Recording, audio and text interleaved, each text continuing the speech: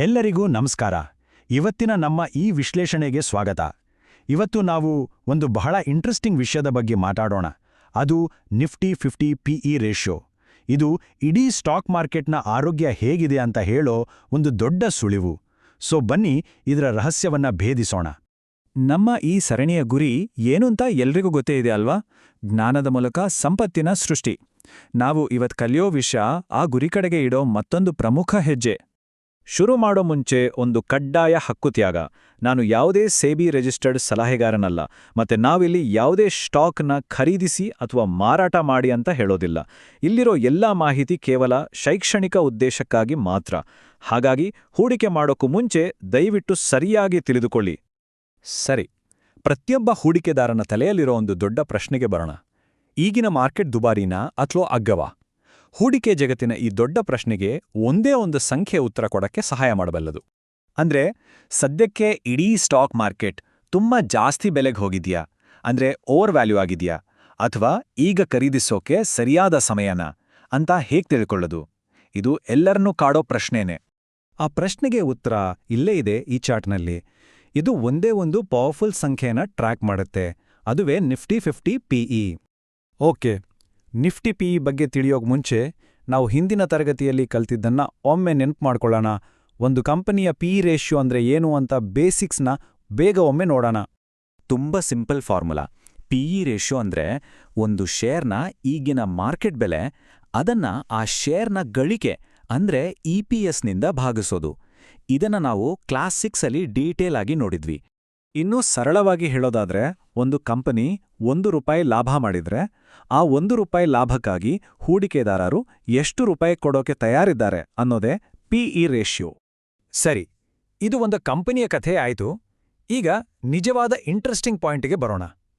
ಇದೇ ಕಾನ್ಸೆಪ್ಟನ್ನ ನಿಫ್ಟಿ 50 ಥರ ಇಡೀ ಮಾರ್ಕೆಟ್ ಇಂಡೆಕ್ಸ್ಗೆ ಹೇಗೆ ಅಪ್ಲೈ ಮಾಡೋದು? ಹಾಗಿದ್ರೆ ನಿಫ್ಟಿ 50ಗೆ ಅದರೊಳಗಿರೋ ಎಲ್ಲ 50 ಕಂಪ್ನಿಗಳ PE ತಗೊಂಡು ಸುಮ್ಮನೆ ಆವ್ರೇಜ್ ಮಾಡಿದ್ರೆ ಸಾಕೆ? ಇದು ಸಾಮಾನ್ಯವಾಗಿ ಎಲ್ಲರೂ ಮಾಡುವ ಒಂದು ತಪ್ಪು. ಬನ್ನಿ ಹಾಗಿದ್ರೆ ನಿಫ್ಟಿ PE ಅನ್ನ ಲೆಕ್ಕ ಹಾಕೋ ಸರಿಯಾದ ವಿಧಾನ ಯಾವುದು ಅಂತ ನೋಡೋಣ. ಈ ವಿಧಾನದಿಂದ ನಮ್ಗೆ ಮಾರ್ಕೆಟ್ನ ಬಗ್ಗೆ ಹೆಚ್ಚು ಸ್ಪಷ್ಟವಾದ ಮತ್ತು ನಿಖರವಾದ ಚಿತ್ರಣ ಸಿಗುತ್ತೆ. ನೋಡಿ, ತಪ್ಪು ವಿಧಾನ ಅಂದ್ರೆ ಸುಮ್ಮನೆ ಎಲ್ಲ 50 ಕಂಪ್ನಿಗಳ PEನ ಸರಾಸರಿ ತೆಗೆಯೋದು. ಹೀಗೆ ಮಾಡಿದ್ರೆ ಏನಾಗತ್ತೆ ಅಂದ್ರೆ, ಒಂದು ಪುಟ್ಟ ಕಂಪನಿಗೂ ಮತ್ತು ಅತಿದೊಡ್ಡ ಕಂಪನಿಗೂ ಒಂದೇ ತೂಕ ಸಿಕ್ಬಿಡತ್ತೆ. ಆದರೆ ಸರಿಯಾದ ವಿಧಾನ ಹಾಗಲ್ಲ. ಇದು ವೇಟೆಡ್ ಫಾರ್ಮುಲಾ. ಅಂದ್ರೆ ದೊಡ್ಡ ದೊಡ್ಡ ಕಂಪನಿಗಳಿಗೆ ಅವುಗಳ ಮಾರ್ಕೆಟ್ ಗಾತ್ರಕ್ಕೆ ತಕ್ಕ ಹಾಗೆ ಹೆಚ್ಚು ಪ್ರಾಮುಖ್ಯತೆ ಕೊಡುತ್ತೆ. ಸೊ ನಿಫ್ಟಿ PEನ ಅಧಿಕೃತ ಫಾರ್ಮುಲಾ ಇಲ್ಲಿದೆ ನೋಡಿ. ನಿಫ್ಟಿ 50ಯಲ್ಲಿರೋ ಎಲ್ಲಾ ಕಂಪನಿಗಳ ಒಟ್ಟು ಮಾರುಕಟ್ಟೆ ಬಂಡವಾಳ ಅಂದ್ರೆ ಟೋಟಲ್ ಮಾರ್ಕೆಟ್ ಕ್ಯಾಪಿಟಲೈಸೇಷನ್, ಅದನ್ನ ಆ ಎಲ್ಲಾ ಕಂಪನಿಗಳ ಒಟ್ಟು ಗಳಿಕೆಯಿಂದ ಅಂದ್ರೆ ಟೋಟಲ್ ಅರ್ನಿಂಗ್ಸಿಂದ ಭಾಗಿಸ್ಬೇಕು. ಅಷ್ಟೇ. ಒಂದು ಸಿಂಪಲ್ ಉದಾಹರಣೆ ತಗೊಳ್ಳೋಣ ಬನ್ನಿ. ಅಂದ್ಕೊಳ್ಳಿ, ನಿಫ್ಟಿ 50ಯಲ್ಲಿರೋ ಎಲ್ಲಾ ಕಂಪನಿಗಳ ಒಟ್ಟು ಮಾರ್ಕೆಟ್ ಕ್ಯಾಪ್ 200 ಲಕ್ಷ ಕೋಟಿ ರೂಪಾಯಿ ಇದೆ, ಮತ್ತೆ ಅವೆಲ್ಲದರ ಒಟ್ಟು ಲಾಭ 10 ಲಕ್ಷ ಕೋಟಿ ರೂಪಾಯಿ ಇದೆ. ಈಗ 200ನ್ನ 10ರಿಂದ ಭಾಗಿಸಿ. ಉತ್ತರ 20. ಇದೇ ನಮ್ಮ ನಿಫ್ಟಿ PE. ಸಿಂಪಲ್ ಅಲ್ವಾ? ಸರಿ, ನಮಗೆ ಈಗ ನಂಬರ್ ಸಿಕ್ತು. ಆದ್ರೆ ಈ ನಂಬರಿಂದ ಏನುಪಯೋಗ? ಇದು ನಮಗೆ ನಿಜವಾಗಿ ಏನ್ ಹೇಳುತ್ತೆ? ಒಂದು ವೇಳೆ ನಿಫ್ಟಿ PE ಜಾಸ್ತಿ ಇದ್ರೆ ಅದರ ಅರ್ಥ ಹೂಡಿಕೆದಾರರು ಗಳಿಕೆಗಿಂತ ಹೆಚ್ಚು ಬೆಲೆ ಕೊಟ್ಟು ಶೇರ್ಗಳನ್ನು ಕೊಂಡ್ಕೊಳ್ತಿದ್ದಾರೆ ಅಂತ. ಅಂದ್ರೆ ಮಾರ್ಕೆಟ್ ದುಬಾರಿ ಆಗಿರ್ಬೋದು. ಅದೇ ರೀತಿ ನಿಫ್ಟಿ PE ಕಡಿಮೆ ಇದ್ರೆ ಮಾರ್ಕೆಟ್ ಸ್ವಲ್ಪ ಅಗ್ಗವಾಗಿ ಸಿಗ್ತಿದೆ ಅಂತ ಅರ್ಥ. ಅಂದ್ರೆ ಕಡಿಮೆ ಬೆಲೆಗೆ ಹೆಚ್ಚು ಗಳಿಕೆ ಸಿಗೋ ಸಾಧ್ಯತೆ ಇದೆ. ಮಾರ್ಕೆಟ್ ಅಂಡರ್ ವ್ಯಾಲ್ಯೂ ಆಗಿರ್ಬೋದು. ಈ ಚಾರ್ಟ್ಗೆ ವಾಪಸ್ ಬರೋಣ. ಚರಿತ್ರೆ ನೋಡಿದ್ರೆ PE ರೇಷಿಯೋ 25-30ಕ್ಕಿಂತ ಮೇಲೆ ಹೋದಾಗ ಮಾರ್ಕೆಟ್ ದುಬಾರಿ ಅಂತ ಪರಿಗಣಿಸಲಾಗುತ್ತೆ. ಅದೇ 15ಕ್ಕಿಂತ ಕೆಳಗೆ ಬಂದ್ರೆ ಅಗ್ಗ ಅಂತ ಅಂದ್ಕೊಳ್ಬೋದು. ಇದು ನಮಗೆ ಮಾರ್ಕೆಟ್ನ ವ್ಯಾಲ್ಯೂಯೇಷನ್ ಬಗ್ಗೆ ಒಂದು ಅಂದಾಜು ಕೊಡುತ್ತೆ. ಹಾಗಾದ್ರೆ ಈ ಇಡೀ ವಿಶ್ಲೇಷಣೆಯಿಂದ ನಾವು ಕಲಿಬೇಕಾದ ಮುಖ್ಯ ಪಾಠ ಏನು?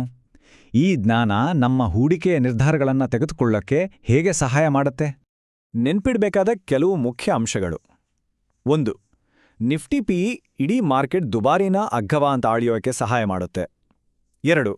ಇದು ಒಟ್ಟು ಮಾರ್ಕೆಟ್ ಮೌಲ್ಯವನ್ನ ಒಟ್ಟು ಗಳಿಕೆಯಿಂದ ಭಾಗಿಸಿ ಮಾಡುವ ಒಂದು ವೇಟೆಡ್ ಲೆಕ್ಕಾಚಾರ. 3. ರಿಲಯನ್ಸ್, HDFC ಬ್ಯಾಂಕ್ ತರಹದ ದೊಡ್ಡ ಕಂಪನಿಗಳು ಇದರ ಮೇಲೆ ಹೆಚ್ಚು ಪ್ರಭಾವ ಬೀರ್ತವೆ. 4.